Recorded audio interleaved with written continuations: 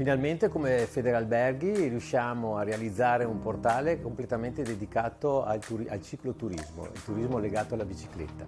Federalberghi ha sempre creduto, ha sempre investito in questa nicchia, questo prodotto turistico. Era importantissimo riunire le risorse, quello che era stato realizzato sul nostro territorio in un unico portale, 13 comuni, più di 60 percorsi di divertimento e anche di passione verso quello che potrà essere l'esperienza turistica del nostro territorio.